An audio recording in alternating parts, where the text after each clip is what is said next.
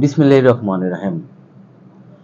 দেখেন যে আজ তেলের যে সংকট, এই সংকটকে পুঁজি করে এক ধরনের মানুষ ব্যবসা করতেছে এবং সরকারকে ভিলেন বানানোর জন্য চেষ্টা করতেছে।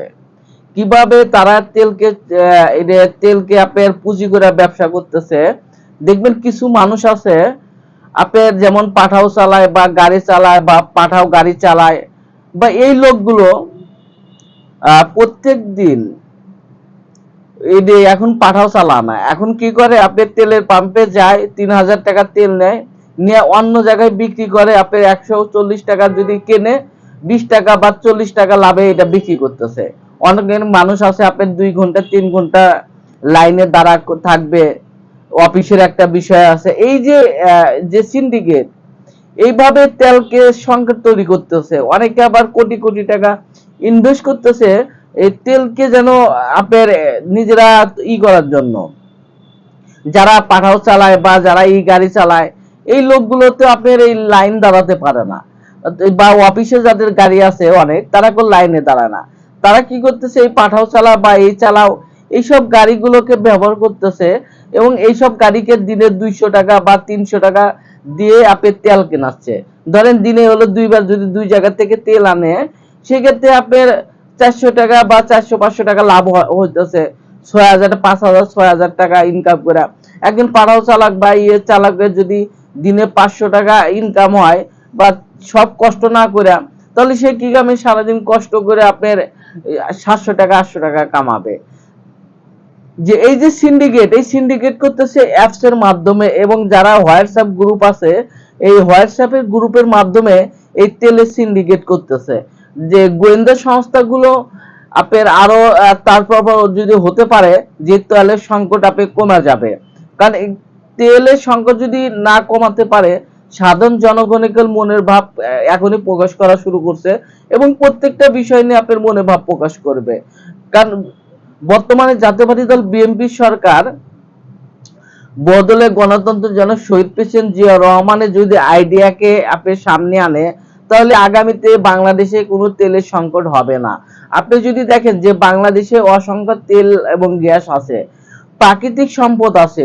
এই প্রাকৃতিক সম্পদ যদি বাংলাদেশে তোলে, বাংলাদেশে তেল আছে, গ্যাস আছে, কয়লা আছে, আপনি তাহলে বাংলাদেশ দেখেন যে ভারতের থেকে আপনার 200 রেল বগি আনতেছে, এখান থেকে এটা আনতেছে, এই দেশের থেকে এটা আমদানি করতেছে, কিন্তু বাংলাদেশে যে তেল আছে, বাংলাদেশে যে আপনার রেলগাড়ির আপনার বগি নির্ণয় করা যায়, এইগুলো নিয়ে কেন ভাবতেছেন? আপনি সংসদে যদি দেখেন, মন সংসদে কথা বলতেছে, তাহলে জাতীয়বাদী দল বিএনপি যে নেতারা বদলে গণতন্ত্রের জনক শহীদ প্রেসিডেন্ট জিয়া রহমানের তার চিন্তা ভাবনা কেমন, আজ পর্যন্ত আপনি সংসদে আপনি প্রকাশ করতেছে না। কারণ সাধারণ মানুষ কি চায়? সাধারণ মানুষ জানতে চায় যে শহীদ প্রেসিডেন্ট জিয়া রহমান এবং দেশ নেত্রী বেগম খালেদা জিয়া কেমন ছিল, তাদের পরিকল্পনা রাষ্ট্র নিয়ে, তাদের জনগণকে নিয়ে ভাবনা কি ছিল, তাদের মেন উদ্দেশ্য, জনগণের মেন উদ্দেশ্য কি ছিল। দেখেন বহুদলীয় গণতন্ত্র জনক শহীদ প্রেসিডেন্ট জিয়া রহমানের কথা যদি বলি, শহীদ প্রেসিডেন্ট জিয়া রহমানের যদি আইডিয়া দিছে যে আগামী বাংলাদেশে যদি এই আইডিয়াকে কাজে লাগায়, আগামী 100 বছরে বাংলাদেশ বা 50 বছর মধ্যে বাংলাদেশ দ্বিতীয় বৃহত্তম শক্তিশালী রাষ্ট্র হতে পারে। দেখেন শহীদ প্রেসিডেন্ট জিয়া রহমান এই আইডিয়াই ব্যবহার করছে। তাহলে এই যে তেলের সংকট, এই যে আপনার প্রধানমন্ত্রী, মাননীয় প্রধানমন্ত্রী যে মন্ত্রীদেরকে দায়িত্ব দিছে, এই যে মন্ত্রী মহোদয়রা, তাহলে শহীদ প্রেসিডেন্ট জিয়া রহমানের আইডিয়াকে কেন ব্যবহার করতেছে না? শহীদ প্রেসিডেন্ট জিয়া রহমানকে আইডিয়া ব্যবহার করলে তেলের সংকট থাকতো না বা গ্যাসের সংকট থাকতো না। তাহলে এই যে আপনার যে বাংলাদেশের যে বহুজাতীয় কোম্পানি আছে, তাদেরকে কেন আপনার তেল তোলার অনুমতি দেওয়া হচ্ছে না? চট্টগ্রাম তেল আছে, খুলনাতে তেল আছে, আপনার এই এলাকাগুলোতে কেন সার্ভার করতে পারতেছে না? তাহলে এখানে অবশ্যই বলতে পারে যে 30 দিনে বা 60 দিনে, 60 দিনে আমরা এমন কিছু করতে পারবো না। অবশ্যই 60 দিনে না পারুক, আগামীতে অবশ্যই মাননীয় প্রধানমন্ত্রীর বহুদলীয় গণতন্ত্র জনক শহীদ প্রেসিডেন্ট জিয়া রহমানের আইডিয়াকে ব্যবহার করবে। কারণ বহুদলীয় গণতন্ত্রের জনক শহীদ প্রেসিডেন্ট জিয়া রহমানের যে কথাগুলো বলছে এইগুলো কখনোই মিথ্যা হতে পারে না। কারণ বহুদলীয় গণতন্ত্রের জনক শহীদ প্রেসিডেন্ট জিয়া রহমান সবসময় মহান আল্লাহকে সাক্ষী রেখে কথা বলতো, এবং মহান আল্লাহ তাকে যে নির্দেশনা দিত সেই নির্দেশনা অনুযায়ী তার বই লিখতো। বদলে গণতন্ত্র জনক শহীদ প্রেসিডেন্ট জিয়া রহমান তখনই সেই বই লিখতো যখন মহান আল্লাহ কাছে সে তার নিয়ামত চাইতো, এবং নিয়ামত যখন মহান আল্লাহ তাকে সে নিয়ামত দান করতো তখন সে চার এই বিষয় নিয়ে গবেষণা করত। তাহলে জাতীয়বাদী দল বিএনপি তাহলে কেন বদলে গণতন্ত্র জনক শহীদ প্রেসিডেন্ট জিয়া রহমানের আইডিয়াকে ব্যবহার করতেছে না?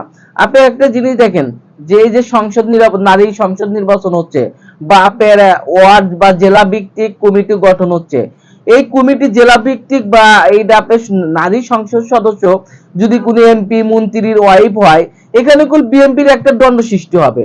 বিএনপি যদি এই যে জেলা পর্যায়ে বা থানা পর্যায়ে যে যে কমিটি গঠন করতেছে, এই কমিটি যদি আপনার কোনো আত্মীয় স্বজন দুলাভাই খালা মামু বা ভাইরা এই যে বউয়ের জামাই বা শ্বশুর বাড়ির লোক, এই লোকগুলো দিয়ে যদি কমিটি বসায়, এখানে কোন বিএনপির একটা দ্বন্দ্ব সৃষ্টি হবে। এখানে নারী সংসদ সদস্যকে যদি আপনার কোনো এমপি মন্ত্রী মিনিস্টারের বউ পোলাপান বা কাউর শালী বা কাউর প্রেমিকা আয়না যদি সংসদে এইটা আপনার সংসদ সদস্য বানায়, দেখবেন দলের মধ্যে সংকট তৈরি হবে।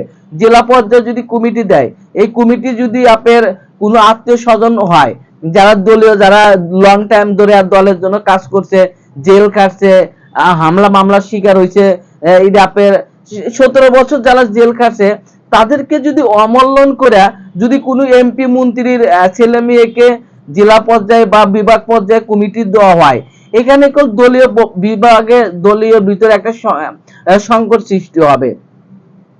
দেখেন বিএনপির সংকট কত বা চ্যালেঞ্জ কত। সংকট যেমন সমাধান করতে হবে, বিএনপির চ্যালেঞ্জকেও আরো মোকাবেলা করতে হবে। একদিকে নিজের দলের, অন্যদিকে এই বৈশ্বিক সমস্যা। এই বৈশ্বিক সমস্যা এবং দলের সমস্যাকে যদি আপনার গ্রহণযোগ্যতা না দিতে পারে, তাহলে জনগণ আপনার আগামী 2 বছর 3 বছরের মধ্যে নতুন স্বপ্ন খুঁজতে চেষ্টা করবে। অবশ্যই সাধারণ জনগণ নতুন স্বপ্ন জানে না খুঁজতে পারে, সেজন্য আমার মনে হয় যে জাতীয়বাদী দল বিএনপি বদলে গণতন্ত্র জনক শহীদ প্রেসিডেন্ট জিয়া রহমান আইডিয়াকে ব্যবহার করবে। নিজের আত্মীয় স্বজন দুলাভাই খালু মামু বা কোনো আত্মীয় স্বজনকে কোনো এমপি মন্ত্রী কোটা দেওয়া যাবে না।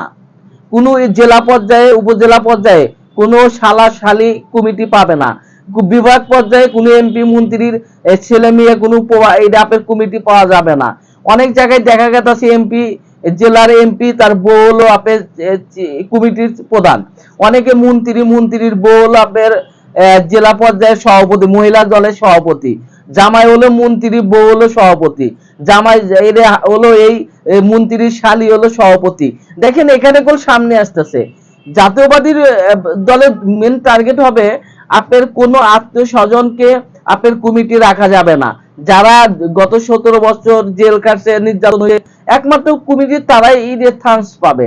আপনার মন্ত্রী এমপি, এই মন্ত্রী এমপির ছেলে মেয়ে যদি বা বউ পোলাপান যদি স্থান দেওয়া হয় কোনো কমিটিতে, এখানে আপনার দলের ভিতর শুধু সংঘাতই না, এখানে ভয়াবহ সংঘাত লিপ্ত হতে পারে।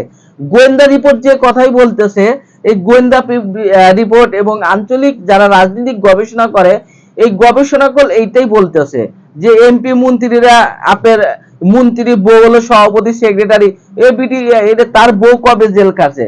কোন এমপি মন্ত্রীর বউ যদি জেল না কাটে, কোন এমপি মন্ত্রীর বউ যদি আপনার রাস্তায় গত 17 বছর আন্দোলন না করে, ওই এমপি মন্ত্রীর বউকে আপনার কোন সংসদীয় কমিটি রাখা যাবে না, কোন সংসদ সংরক্ষিত আসনের নারী অবস্থায় রাখা যাবে না। ওই এমপি মন্ত্রীর ওয়াইফকে আপনার উপজেলা কমিটির সভাপতি সেক্রেটারি বা চেয়ারম্যান, উপজেলা চেয়ারম্যান, এইগুলো মহিলা ভাইস চেয়ারম্যান, এইগুলো রাখা যাবে না। নতুন নতুন রাজনীতিক ক্রেডিট করতে হবে, নতুন নতুন রাজনীতিক নেতা তৈরি করতে হবে। যারা জেল খাটছে, যে আপনার জীবন দিছে, যারা বছরের পর বছর জেল খাটছে, একমাত্র কমিটি তাদেরকে মূল্যায়ন দিতে পারে। যদি কোনো মন্ত্রী এমপি এর প্রভাব খাটায় বা এটা যদি মিডিয়া প্রচার হয়, এটা নিয়ে তাদেরকে চিঠি লেখা হবে বা তাদেরকে জনগণ চিনে রাখবে যে কোন এমপি মন্ত্রী ওই জেলা বা উপজেলাতে প্রভাব খাটাচ্ছে তার শালী সুমন্দি বউকে আপনার কমিটি রাখার জন্য। এখানে বিএনপি দল আর বিএনপি দল এবং সরকার ডিফারেন্ট, কারণ সরকার এবং দলের মধ্যে এটাই নির্ণয় করতেছে। সবাই ভালো থাকুন, আসসালামু আলাইকুম।